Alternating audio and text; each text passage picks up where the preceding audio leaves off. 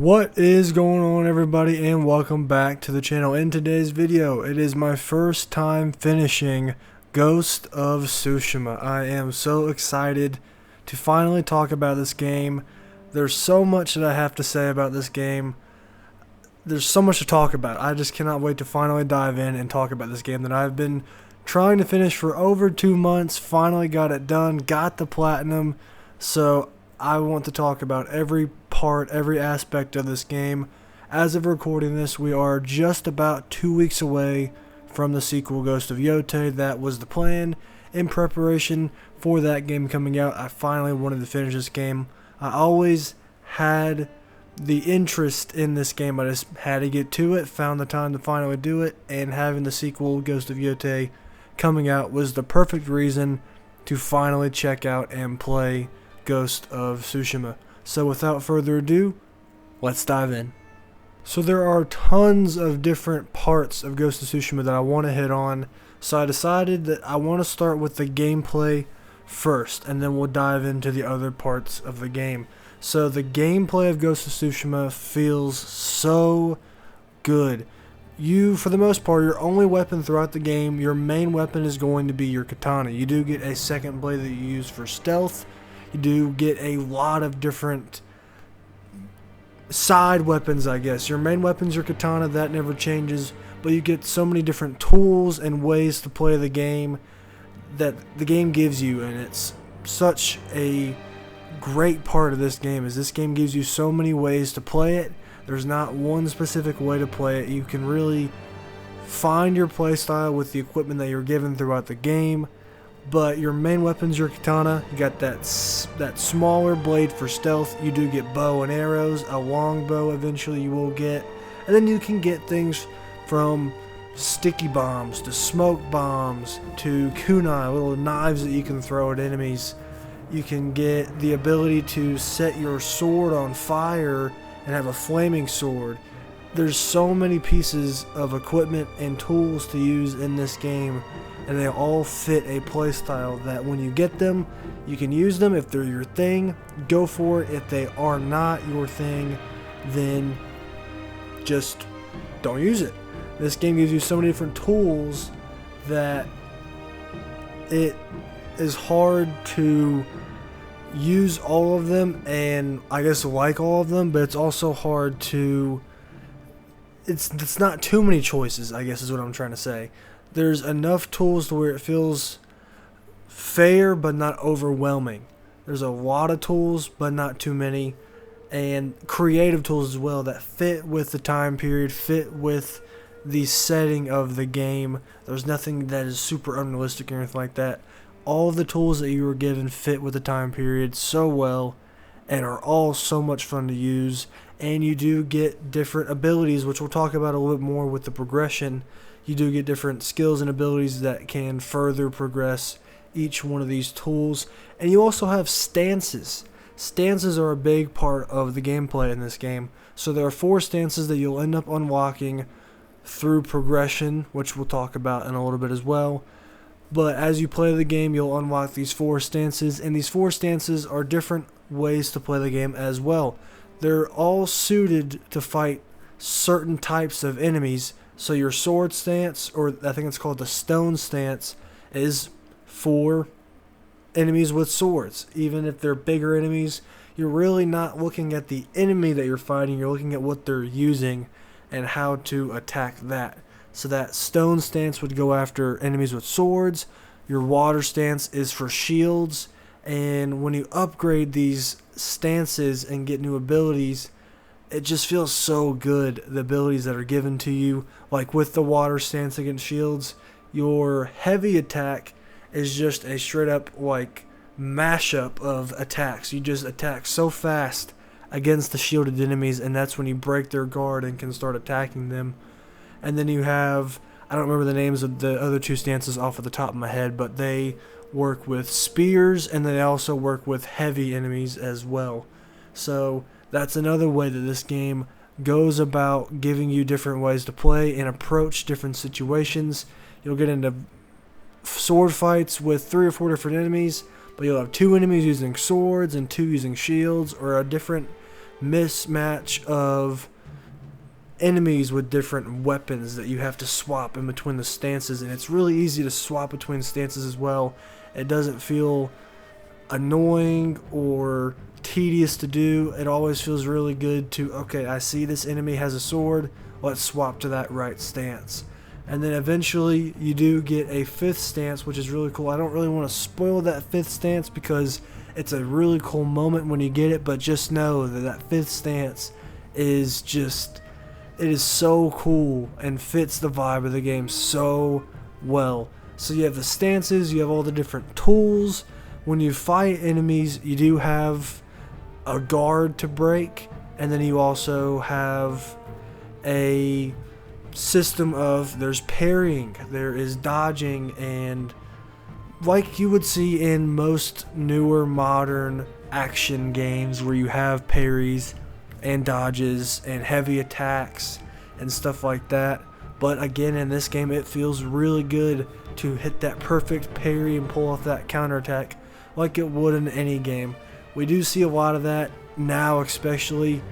This game came out in 2020, so I feel like in 2020 there wasn't as much of the parrying and dodging that we see in modern times, even though 2020 was 5 years ago, so it's not like it's that old of a game.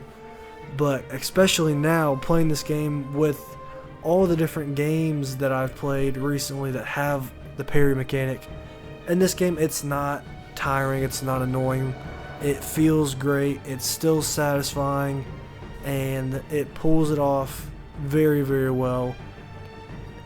So much of the gameplay in this game is so good. There's a lot to talk about when it comes to it, but hitting those main points with the different weapons and tools that you're given, the different move sets that you can mess with in combat, and also you have your different stances as well. You even get different ammo types for your weapons, like the bow and the blow dart. I mean, there's so many different tools and pieces of equipment. I mean, and like I said, it's not too much. It's enough to where it gives you all these options, but it doesn't feel like I have too many options, if that's even a thing that's possible in a game like this. It's all done so well, and there's so many ways to play. The gameplay in Ghost of Tsushima is so good. I loved it. I did not have any fatigue or burnout with it throughout my playtime, which we'll get into later, talking about how long it took me to finish the game and getting the platinum and stuff like that. But gameplay, it looks great, it's stylish, it feels great, and it's just fun to play, and that's the important part of it at the end of the day. Now let's talk progression. It goes along with the gameplay.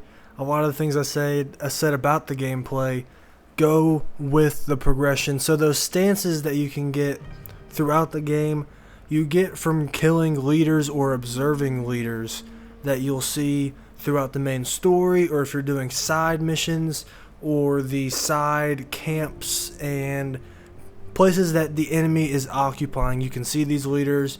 If you're able to observe them before you kill them, you can actually get 2 points towards progression instead of 1. But you do that in order to progress, get your 4 stances, and then after that, the way that you progress is you build up your legend by doing pretty much everything in the game, completing main missions, side missions, doing side content. Pretty much everything you do in the game is going to build up your legend, and you get technique points that you can put towards the many different skill trees that you have that focused on your ghost weapons, being like your kunai or smoke bombs, or your stances, or maybe helping with exploration if you want to put points into that to help track certain side content collectibles better. There's a lot of different skills that you can use and put points into throughout the game. As the skill trees progress, you get down towards the lower, or I guess the higher up skills, you'll need 2 points to unlock those higher up skills. So we see that in a lot of games, but this game still does it very well. You're building your legend, and by doing that, that's how you unlock all the different skills and abilities that you'll be able to use throughout the game. Obviously, without having the stances, or maybe having done certain side quests to get certain pieces of equipment. You won't be able to unlock those abilities until you do that. But once you have everything done, you're able to go through and progress everything, unlock everything. Building up your legend is the way that this game is doing its progression. And like I said, with the gameplay and the different tools and the stances and just the way that the gameplay looks, it all fits the vibe and the setting of Ghost of Tsushima, and that is what this building the legend system does with the progression. It feels great to do. You'll see when you do side quests, it tells you if it's going to have a minor or major legend increase, and if you're wanting to just tackle the main story, you're going to be able to get through and get a lot of skills a lot faster. But even if you want to just explore the world, which we'll talk about in a second, that is another way that you can build up that legend. Even doing something as simple as saving someone who's being held hostage in the middle of the road. You kill a couple enemies, you save the hostage, you get a very small bump in your legend increase. There's a lot of ways to do that in Ghost of Tsushima. If you don't want to just straight mainline the story and you want to do a bunch of side content to do that, that is also something you can do in this game as well. So progression is done very well. It felt very great throughout the entire experience. And building the legend up, there's different names and titles that you'll get as you progress all the way through one legend tier. You'll go to the next tier and you'll have a different name for it until you ultimately and eventually reach the final tier, which is the Ghost of Tsushima. So progression is, again, very well done. Great part of the game. With Ghost of Tsushima being this epic open world video game, there is a lot of side content to go and do. And you might think just right off the rip that this is another one of those maybe Ubisoftified, just boring open world maps that are just filled with stuff to do just for the sake of it, and these activities are not fun to do, not fun to complete.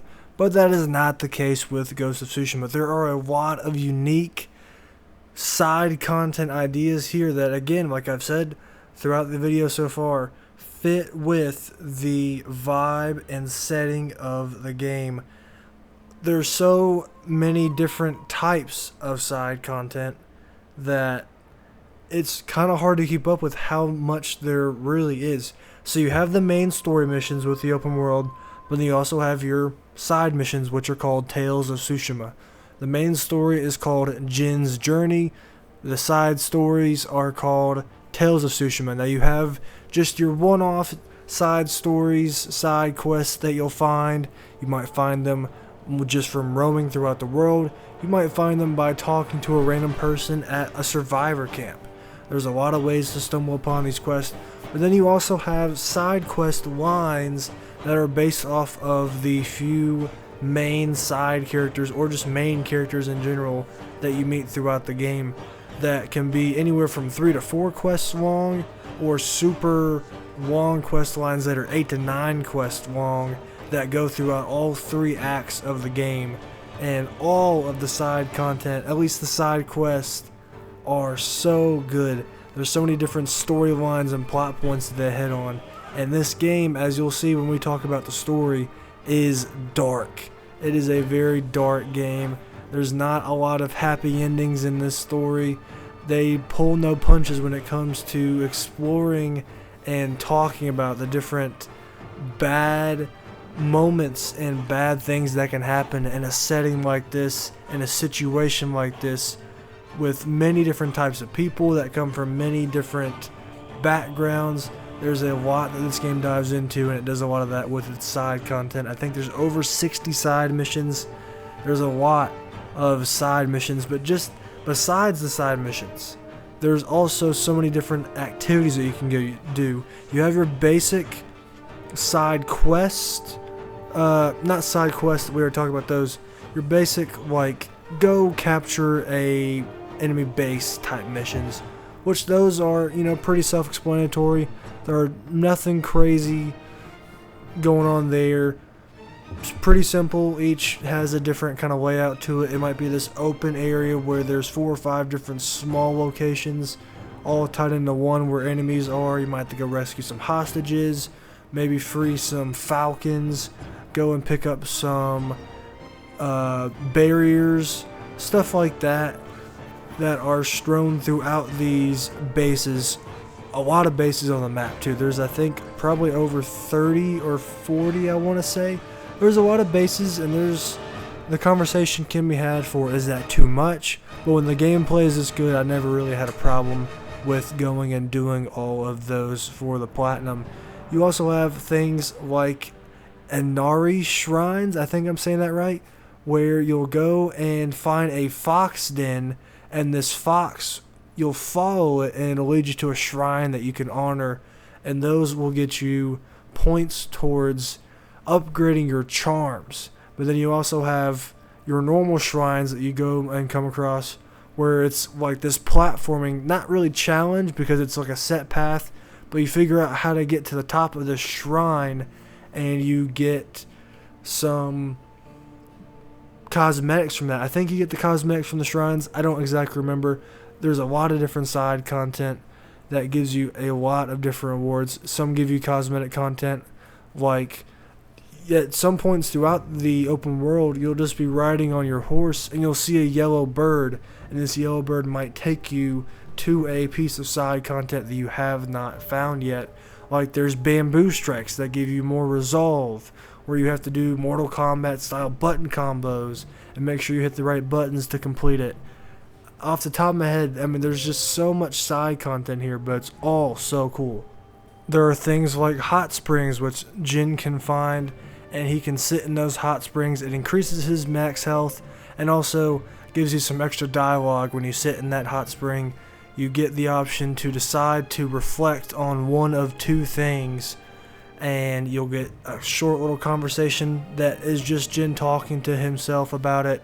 And then also you do get that max health. There's a bunch of different hot springs throughout the game, and there are also haikus which you can find that are Jin's way of finding a spot in the open world that is a beautiful spot where he can sit and relax for just a second, and in his head create sort of a poem or haiku about a certain topic. And you'll start looking around at the map or the location that it's given to you, and you hear this great music, and it hits so hard in every single haiku spot that you find, which also taps into the visuals, which we'll get into in just a second, because man, it hits so good. The haikus are a great part of this game as well.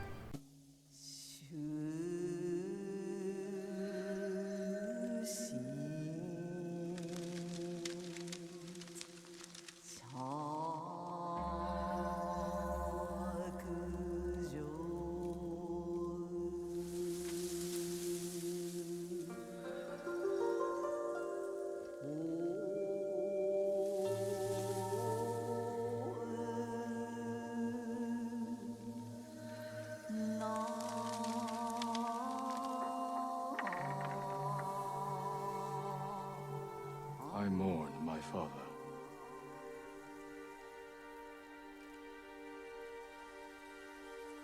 We used to meditate here.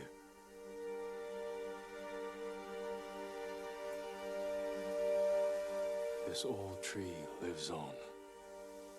There's also duels that you can go and do. You'll find different enemies throughout the open world or throughout the story. You'll get into different duels, and it's just this one-on-one fight to the death. For the most part, pretty much all of them are fight to the death, but there's some that aren't. But you just get into this epic fight. It's one-on-one. It's you against the enemy, and it always hits so good every time you get into a duel in this game.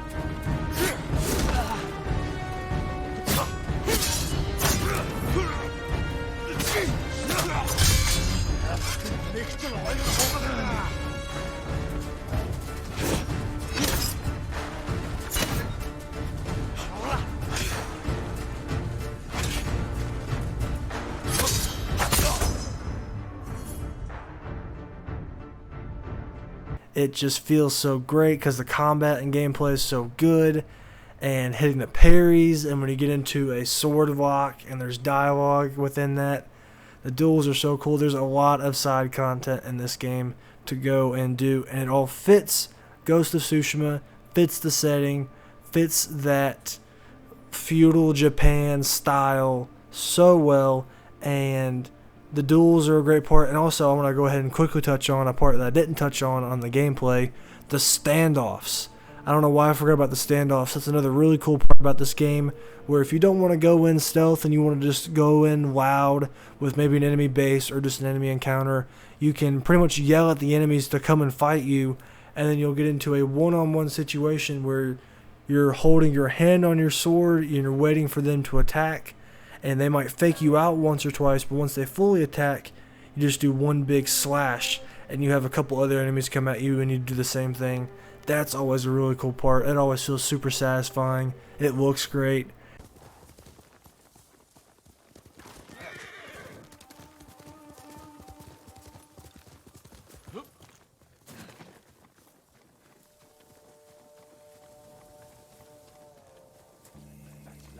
Who will face me first?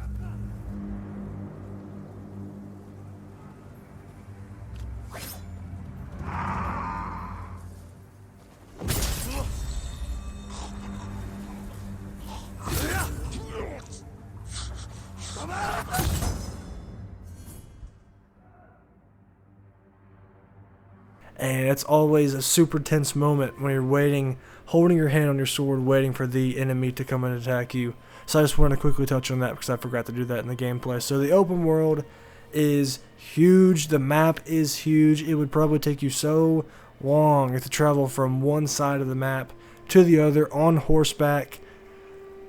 Map is huge. The game is huge. There's a lot of things to do, and all the side content, to me, was a lot of fun to do.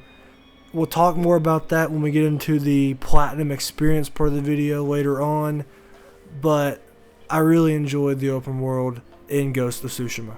Art style and visuals, man, does this game kill it in that department. The art style and the visuals in Ghost of Tsushima are top of the class, top of the line. I can't even think of words to say. It is up there with one of the best looking games I've ever seen. Up there with games off the top of my head like Red Dead Redemption 2, Horizon Zero Dawn. I mean, gosh, the visuals in this game are just killer.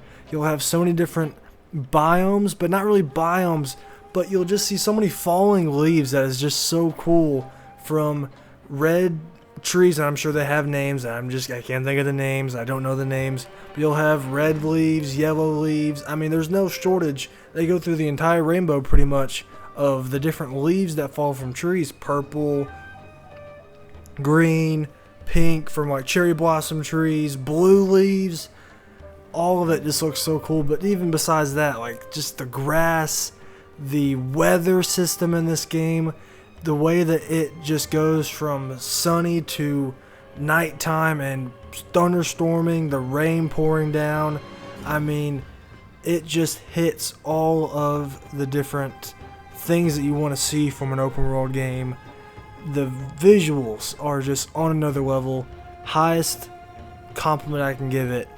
Probably my favorite part of the game, honestly. There's a lot of good parts about this game, but every time I would just have to sit and be like, wow, this game looks so good. I cannot wait to see what the sequel looks like in a couple weeks, because they have to improve it, and it's just going to look so much better somehow, because this game already looks so good.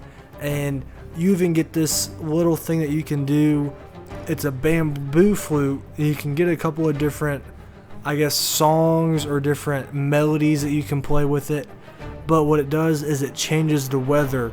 And I would always sit there and mess with that just to see front and center how this game would go from, if I didn't want it to rain anymore, I could just play the bamboo flute, give it a couple of seconds, and the game just beautifully shifts from different types of weather or different types of, I mean, I don't have the words.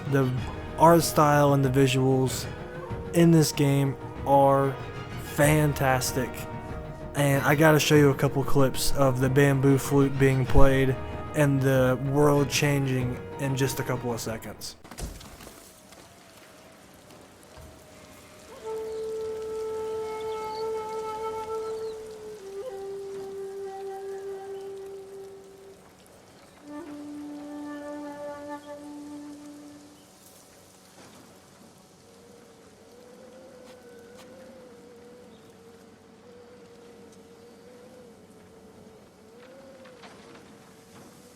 The art style and visuals being so good just helped me a lot with being immersed in this world and in this setting. It killed it.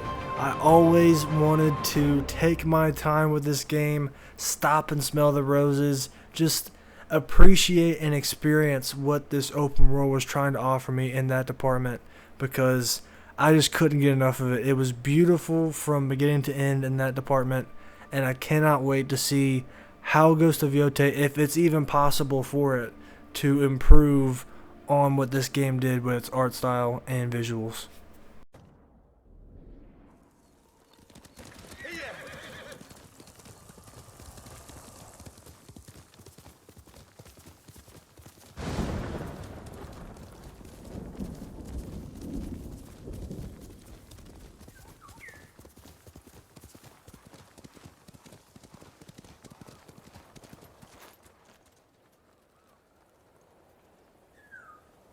Soundtrack is another part of the game I want to touch on just very quickly. It's a great soundtrack. I sound like a dead horse. I sound like I'm beating a dead horse. Fits the setting of Ghost of Tsushima so well. Hits all of the things that it wants you to, and the epic moments, the sad moments of the main story. Just in general, the soundtrack kicks so hard. I was blown away in these epic moments with like the chanting and the choirs and the drums that are being hit. There's a lot that goes into the soundtrack, I think, and it is composed so good. It's not one that I think is like a top tier soundtrack, but it is still right up there with some of the best open world games. The composer being Ilan, Eshkeri, and Shigeru Umebayashi. I probably butchered those names, but they did a fantastic job with the composition, and I'm excited to see how they're going to continue that with a new composer with Ghost of Yotei. But there's a lot of great moments in this soundtrack, so I just want to touch on that very quickly. Now, before we get into story, the last thing I want to touch on before we get into that is my platinum experience. So when I went into Ghost of Tsushima, I was intrigued to possibly go for the platinum. I don't usually go for a lot of platinums in games. I have 10 at the moment. Ghost of Tsushima was my 10th platinum. It's not something I do a lot. When I was mostly focused on Xbox, I would go for achievements that I could get while playing through the game for the first time. I would look at the achievement list, be like, oh, I could do that before I finish the game, and do it. And I would maybe get, 50, 60, 70% of the achievements for the most part in every game. But it would just depend on the game. I would never go for that 100%. Now, with PlayStation, I feel a lot more inclined to go for the 100%. And I've only done that with a few games. It's been most PlayStation exclusives, like a God of War or a Spider-Man. But I looked, and it seemed like it was definitely an achievable platinum. I think on the guide on PlayStationTrophies.com or PSN Profiles, one of the two, I don't remember which one I used. It was a 3 out of 10 difficulty, and it was going to take 50 hours. And that is about as long as it took for me to do it. My total runtime at the end of my playthrough was 48 hours, maybe 48 and a half hours to get the platinum. I think I rolled credits, I want to say maybe 35 to 40 hours in. I want to say it was close to 35 hours it took me to do the main story, but that was also doing as much side content as I could. I didn't do all of it, obviously, but I did do a lot of the side content because I wanted to make that cleanup phase a whole lot quicker and easier for me in the long run. So it took me around 35 hours to complete the main story, doing a lot of side content. But to do this platinum, the first thing you'll want to do is go through and complete the main story, which we'll talk about in just a second. And then after that, you'll go through and do the cleanup. You have to do all of these side missions. I think there is 61 side missions, which do not include Mythic Tales, which we'll talk about in a second.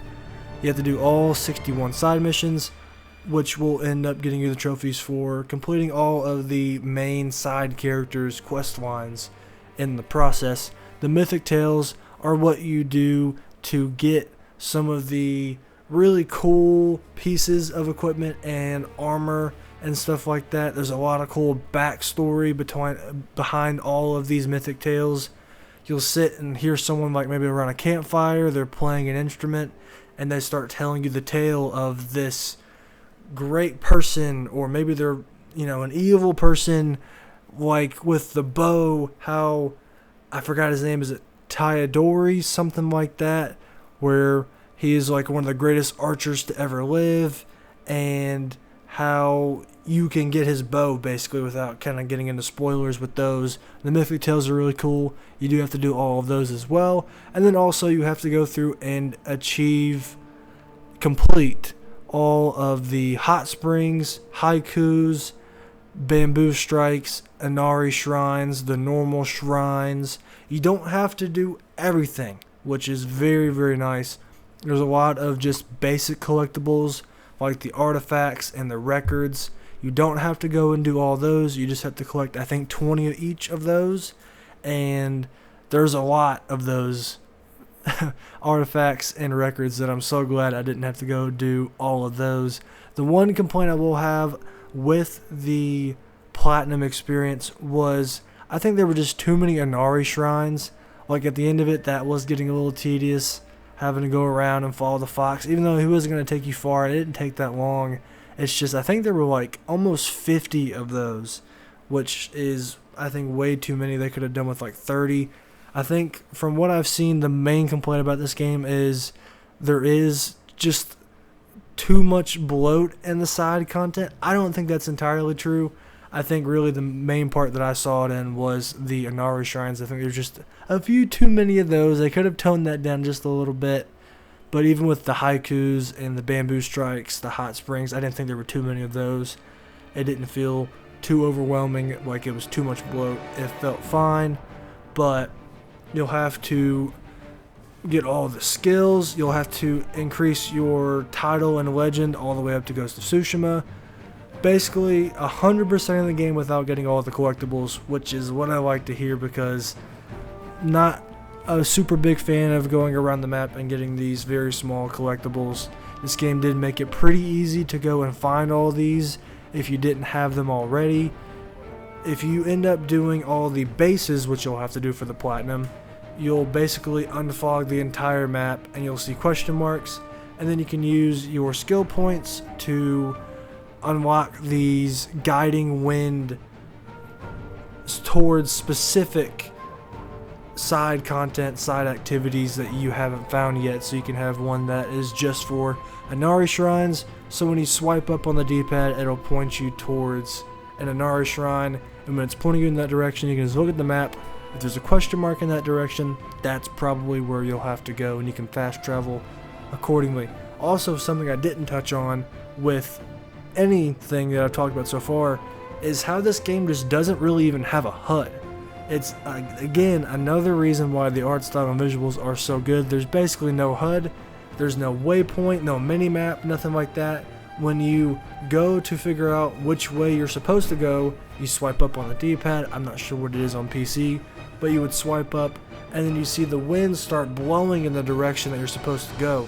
And it looks so good. It's such a creative way to make a waypoint without having a waypoint and having that clutter on your screen. It looks so good, and just to figure out where you have to go, look at the way that the grass is blowing or the wind is. Just look around at your surroundings to be able to know which direction to go in. So that was a little side tangent about that. But basically, the platinum experience was 100% in the game without getting all of the really small, annoying collectibles, which is what I wanted. I really enjoyed going through and completing all the side quests. Already said those were really, really good. I liked doing all the side activities. The only one that I thought there was just a bit too many of were the Inari shrines, but I really enjoyed getting this platinum. It was a very enjoyable, almost 50 hours. I think you could definitely do it a lot faster, but I was taking my time with it. Had a lot of fun doing the platinum. It was definitely worth the journey, and getting my 10th platinum with Ghost of Tsushima felt great. One final thing before we move into the story. Polish-wise, this game was very, very good. I only had one bug, and it wasn't even like a game-breaking bug. It was just really kind of funny and just interesting somehow train of events where I was doing a side quest and then also ran into another side quest in the process, triggered a cutscene, and Jin was having two conversations at one time, and I thought that was really funny. It was the only kind of bug that I had, and it wasn't anything game breaking. It was just a really funny kind of glitch that happened, and I did get a clip of it that I'll show you now. Feud between our senior monks. What were they fighting about? I don't remember, but it seemed important. I came at to the return time. something that was stolen. The abbot disappeared for a week. I never thought I'd see this again. What happened to one of your monks lost his life to protect you? That man was no monk. He was a peasant we'd taken in. One morning I woke to find him gone. Didn't along that with just this make things statue worse? and He got us to one of see my that the robes. fight was less important than we Then he wasn't a realized. martyr. So now let's finally dive into story. Just to give a quick synopsis and also a disclaimer that I will be talking about spoilers in this video. It'll be the section right after this one, and I'll give another disclaimer right before we dive in. So if you haven't played this game, I know a lot of people like to say that this game's 5 years old or however many years old a certain game is. You should have played it by now. I just played this for the first time. There's many people that are not able to play every game, so I always want to have that disclaimer for the people that do not want to hear spoilers. They want to experience the game for themselves for the first time, because taking that away from someone is, especially when it's a great game, it just sucks so bad. So I want to make sure that everyone is aware of that. If you haven't played this game, I will give a disclaimer before the story spoilers start, but this section is just going to be a pretty brief and plain synopsis, no spoilers of what Ghost of Tsushima gets into with its story. So you play as Jin Sakai, who is a member of Clan Sakai, and he is the nephew of Lord Shimura, and that is the basis of what this game is, who you are, kind of who you're fighting for. The intro of this game is so epic, and there's a battle that happens at Komoda Beach. The samurai do not come out on top. It's a battle between the samurai and the Mongol invaders, and the Mongol invaders have taken over the island, and it is your goal as Jin Sakai to rebuild and retake the island from the invaders. The villain being Khotun Khan, who is a great villain. I really enjoyed him. He had not like a lot of screen time, but when he was on screen, his presence was definitely felt. Great job by all the voice actors involved in this game. All of the writing was great, which we'll get into in the spoilers section of the video. Some specific examples of that. But all of the voice actors were very, very good. So that's pretty much the basic plot premise of Ghost of Tsushima. Playing as Jin, your goal is to repel the Mongol invasion, and all of the things you do throughout the game, whether it be Jin's journey or helping different side characters or just doing the smallest little things, is always helping you achieve that goal in one way or the other. The story takes on a very epic feel to it. There's family involved, there's murder involved. This game is, like I said earlier, so dark and gritty, and it does not lend itself well to happy endings. There are going to be some shocking moments throughout the story. There are going to be some very gruesome and just catch you off guard style moments in this story, and even within the side content that I definitely recommend you go and do. The story is great, and I definitely recommend you go and try this game. Before we get into spoilers, If you haven't played Ghost of Tsushima, if it looks like it might be your type of thing, pretty much all of this game is either good, great, or fantastic in one way or the other. I'd say everything in this game is great to fantastic. If I had to put adjectives on all the parts of this game and the game as a whole, I would 100% recommend. If you haven't checked this game out, definitely do. It's got everything going for it. It hits everything that it wants to go for, and I really enjoyed it. So, yeah, the story, great. Another disclaimer before we get into spoilers. This part of the video will have spoilers talking about the main story. So if you haven't played the game, don't want to hear spoilers, you can click off the video now. If you want to skip to the outro to hear what I have to say, do that. There will be timestamps for this video throughout to be able to skip to different parts of the video and the game that I talk about. So disclaimer, spoilers are coming. This game hits on a lot of different plot points and themes. The biggest one being the theme of honor. That is shown throughout the game, and how honor is very important to the samurai. Jin Sakai at the beginning of the game is built on honor. That's all he really knows as a samurai. He's been taught that by his father and his uncle Lord Shimura. He's been taught that throughout his entire life. That is all he knows. And that is very important to a lot of people in this game. Doing things the right way, making sure that when you defeat an enemy, you do it the right way. You do it head to head, face to face. You don't do any shady things that you shouldn't do. But another thing that is prevalent throughout this game is the theme of change, necessary change. As this game goes along and the progression of the story happens, you see Jin Sakai go from a samurai who is built on honor to a man who forms a new identity, being the Ghost of Tsushima, and realizing that to defeat the Mongol invaders, to defeat this overwhelming evil force of just gruesome war tactics, he has to adapt and overcome by doing things that he's not accustomed to, things that he thinks are wrong, but different characters like Yuna will teach him how to move around stealthily. And at first he is against this. He does not think it's necessary. It's not a part of who he is as a person, but he realizes that he needs to basically almost become the Mongols to defeat the Mongols, and that the way that he knows and his uncle knows and all of the samurai know is not going to win them this war. It's going to cost lives.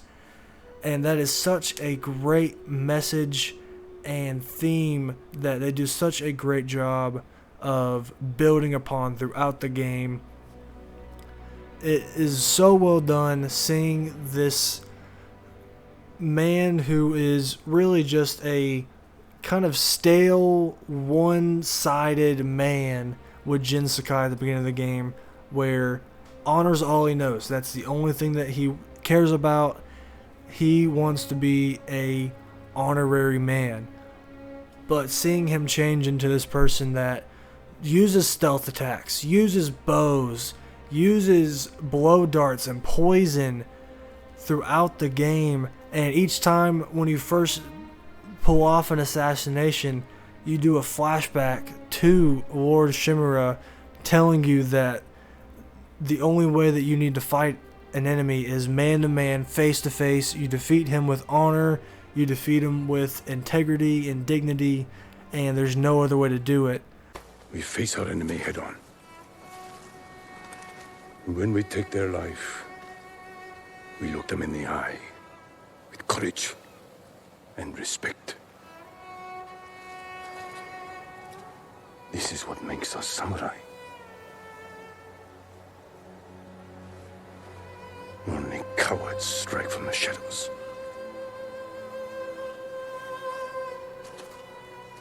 But you see Jin Sakai realize that this is the way it has to be. He needs to adapt and change for lives to be saved and for this war to be won and the Mongols to be repelled.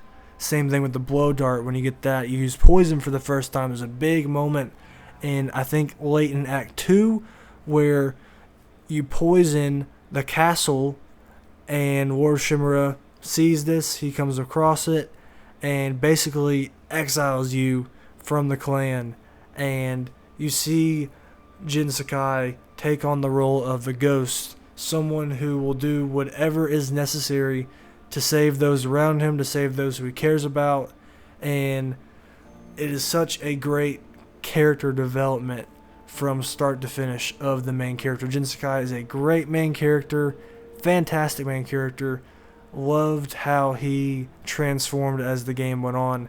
And this game, getting away from the themes, just the story beats and plot points, has so many epic moments, like that intro when you're riding onto Komoda Beach. After you see Lord Adachi get murdered, you see all the samurai band together to go and fight the Mongols on the beach, and it's a gruesome battle that you barely get out alive. Yuna has to pull you out and save you. Lord Shimura gets captured. It is a gruesome and gritty intro that just sets up the game perfectly for what is to come. And there's so many epic moments in this game that just, they sit with you. There's a lot of moments that I'll think about for a long time. So many great moments and epic moments. Warriors of Tsushima! Today we defeat Cotton Khan! Retake Castle Shimura! And drive the Mongols from our home!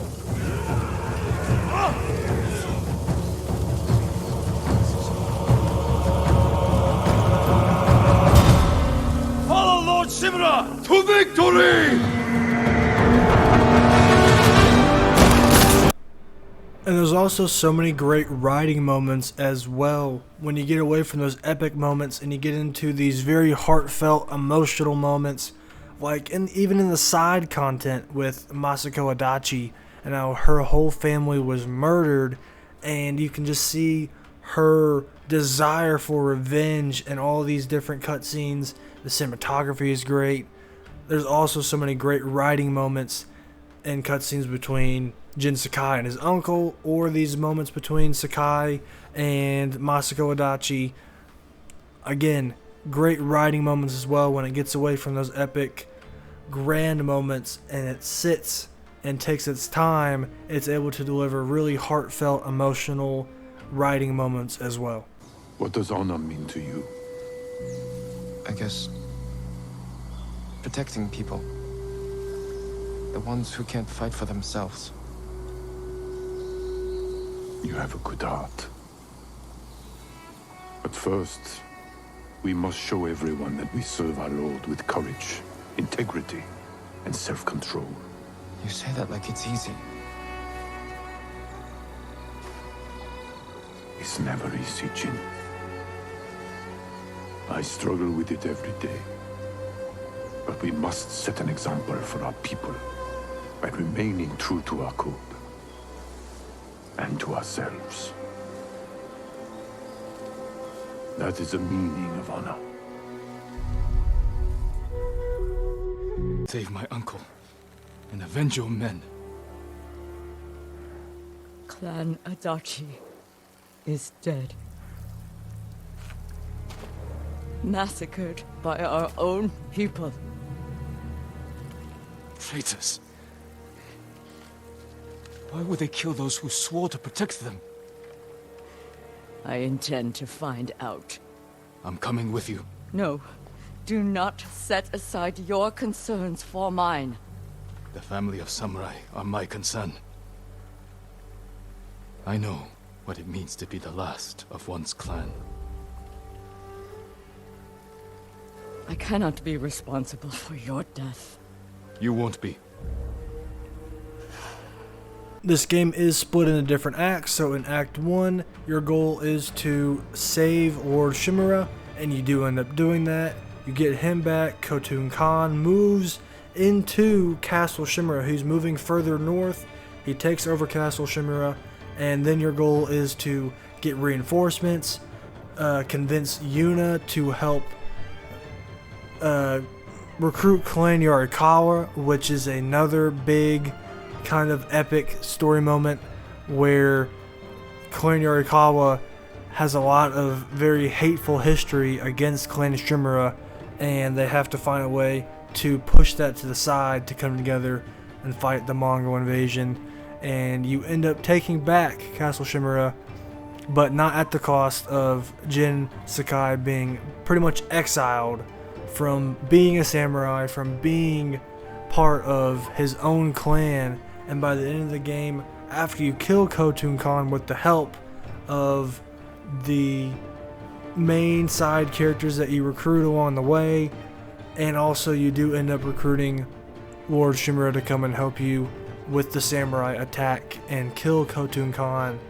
And then the ending of this game is it hits so hard. You know what's coming. You finally meet back up with your uncle to talk it out, figure out where things are between you, and you realize that he has been told by the Shogun to take care of you, take care of the Ghost, who is a traitor to the samurai cause and the clan. And you have this epic battle with your uncle. It's emotional, it's heartfelt, but it's also gritty and gruesome. And not just the fight itself, but the context of the fight. It hits so hard, and at the end of the fight, when you prevail, you have to decide to either kill him or spare him. I spared him. I'm not sure what happens when you kill him, but it gives you that choice at the end of the game that, depending on which way you go with it, with me sparing him, I would like to see where things go, but at the same time, I like where things ended, with it kind of being left on a questionable note where now, as the Ghost of Tsushima, you have all these different tactics that you have come across and realized you have to use to accomplish the job and save as many lives as possible. Will your uncle eventually come and find you and take you down again? Will he and the other samurai finally get back at you for what you did, for betraying what they were for, what they believed in? There's a lot of questions at the end of how my story went that I really enjoyed. The story was so good, characters were great, the themes and plot points were great, epic moments, great writing moments all over this game. I loved Ghost of Tsushima. I enjoyed my time with it so much, and I cannot wait for Ghost of Yotei to see how it improves with new characters and a new time period, a new setting. Hopefully, I'm just excited for Ghost of Yotei. I loved my time with Ghost of Tsushima. This story is great, and I can't say more about it. It's just, if you haven't played it, go play it. You will not regret it. It's got everything going for it. It is a fantastic game. So that is going to do it for the video. Thank you guys for watching, hanging out, and talking about Ghost of Tsushima. My first time finishing it. I'm so glad I finally get to say that. A 2-month-long journey. I got my first trophy on July 5th, and then the platinum popped on September 14th. A lot like my God of War platinum journey, and I really kind of feel like this is a lot like that God of War video, where that was my first big video on the channel in terms of playing a game for the first time, finishing it, being able to dive into all parts of the game, give my thoughts on it. That's really the first time I've been able to do that with a game, and now coming back to it with another big PlayStation exclusive, doing that again, talking about all these different parts of the game, going through and talking about my platinum experience. It kind of felt a little deja vu-ish. I was getting a little deja vu doing that with God of War earlier in the year, and especially it helps that Ghost of Yotei is right around the corner. It was a great excuse to finally get into this game. And if you couldn't tell, I loved Ghost of Tsushima. I thought it was a fantastic game. There was really no complaints. There was that minor complaint about too many Inari shrines, but that's just a minor complaint. Throughout the game, every department of it, it killed it in one way or another, and I can't recommend it enough if you're looking for a big, epic, open world adventure that's got great characters and story, and especially great visuals. I mean, I could go on and on about that, but I want to get out of here. I've been going for probably close to 50 minutes at this point, so thank you guys for watching. Stay tuned for more videos coming down the pipeline. Thank you guys for hanging out and talking about Ghost of Tsushima. Let me know down in the comments what you think about it. How excited are you for Ghost of Yota if you played Ghost of Tsushima? And thank you guys for watching. Stay tuned for more, and I'll talk to you later.